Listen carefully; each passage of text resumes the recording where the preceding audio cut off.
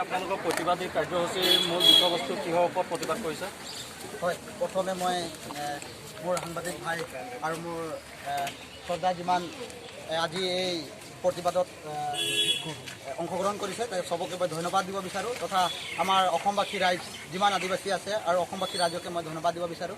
আমি আজি দুখ পাইছোঁ যে ট্ৰাইবেল সংঘৰ সাধাৰণ সম্পাদক আদিত্য খাকলাৰী ডাঙৰীয়াই যি আদিবাসীৰ ওপৰত যি বেয়া ধৰণে মন্তব্য এটা ধৰিছিলে, যিহেতু অসমৰ আদিবাসীয়ে অসমৰ নহয় বুলি ছ'চিয়েল মিডিয়াৰ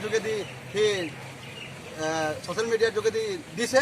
তো আমি সদৌ অসম আদিবাসী ছাত্ৰ সন্থাই দুখ পাইছোঁ তথা আমাৰ যিমান আৱা হওক যিমান আদিবাসী বা চাহ শ্ৰমিক হওক চবে দুখ পাইছে। গতিকে আজি আমি ৰাস্তাত ওলাবলৈ বাধ্য হৈছোঁ। যিহেতু আদিবাসী বুলি ক'লে হয়তো ট্ৰাইবেল সংঘৰ সভাপতি সাধাৰণ সম্পাদকে হয়তো আদিবাসী বুলি বুজি নাপায় চাগে, বা বুৰঞ্জী পঢ়া নাই বা ইতিহাস পঢ়া নাই নেকি, যিহেতু আদিবাসী বুলি বুজিয়ে নাপায় আৰু কৈছে কি অসমৰ আদিবাসী অসমৰ নহয় বুলি। আমি আদিবাসী মানে ক'ব বিচাৰোঁ যে আদিম যুগৰ পৰা ভাৰতত আদিম যুগৰ পৰা আদিবাসী আছিলে আৰু থাকিব। আৰু আমি এছ টিৰ বিষয়লৈ কৈছে এছ টি ষ্টেটাছ সিহঁতি নাপায় বা এছ টি নাপায় বুলি জানিব দিছে। আমি আদিত্য খাকলাৰী ডাঙৰীয়াক আমি শুকাই দিব বিচাৰোঁ আদিবাসী ছাত্ৰ সন্থাই, যিহেতু এছ টি আমি তাৰ ঘৰৰ পৰা বিচৰা নাই বা তাৰ সম্পত্তি বিচৰা নাই, আমি চৰকাৰৰ পৰা বিচাৰিছোঁ আৰু চৰকাৰে আমাক আজি নহ'লে কালি এছ টিকৰণ কৰিবই, আমাক এছ টি দিবই বুলি আমাৰ ভৰসা আশা আছে।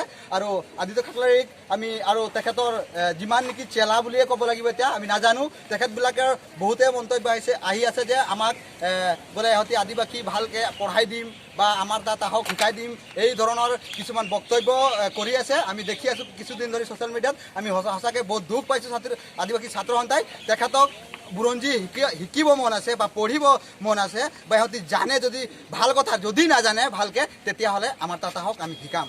আৰু যিহেতু সি আদিবাসীৰ বুৰঞ্জীৰ বিষয়লৈ কৈছে, ইতিহাসৰ বিষয়লৈ কৈছে, সি যদি ট্ৰাইবেল সংঘৰ সাধাৰণ সম্পাদক হয় তেতিয়াহ'লে সি নাজানে নেকি আদিবাসী মানে কি? আৰু আদিম যুগৰ পৰা থকা মানুহে আজি অসমৰ নহয়, আজি ভাৰতৰ নহয়, সেই ধৰণৰ কিছুমান বক্তব্য কৰি আছে, মাপি খোজ এই ধৰণৰ কিছুমান মন্তব্য খুজি আছে।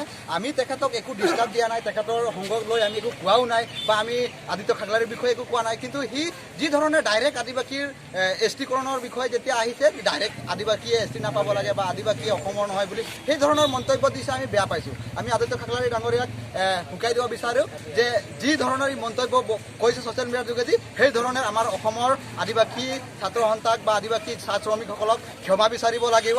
অন্যথা অসমত আমি অসম বন্ধ কৰিবৰ কাৰণে বাধ্য হ'ম আদিবাসী ছাত্ৰ সন্থাই। আৰু আদিবাসী যিমান আছে চবকে ছ'চিয়েল মিডিয়াৰ যোগেদি অৱগত কৰিব বিচাৰোঁ, যিহেতু এই ধৰণৰ মন্তব্য যদি বকি থাকে আংগু পাংগু আদিত্য লিখাই বহুতে আমাৰ সুযোগ পাব আৰু আমি সুযোগখন দিব নালাগে। যিমান আদিবাসী ৰাইজ আছে, চাহ শ্ৰমিক আছে, চবকে ওলাই আহিবৰ কাৰণে আহ্বান জনাইছোঁ আৰু এই মাতটো মাতিব লাগে। আৰু এই যিহেতু আৰু অনাগত দিনত কোনো আদিবাসীৰ ওপৰত আঙুলি নেদেখাব বুলি মই আশা কৰোঁ বা বিশ্বাস কৰোঁ। সমাজত আপোনালোকৰ কি হ'ব পৰৱৰ্তী সময়ছোৱাত সিদ্ধান্ত কি হ'ব?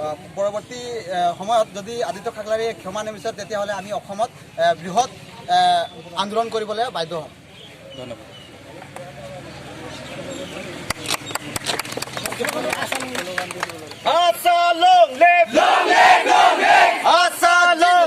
আশা জিন্দাবাদ, আশা জিন্দাবাদ, এছ টি আমাৰ লিগেল ডিমাণ্ড, আমাৰ লিগেল ডিমাণ্ড, আমাক লাগিবই, আমাক লাগিবই, আদিত্য খাকলাৰী মুৰ্দাবাদ, আদিত্য খাকলাৰী মুৰ্দাবাদ।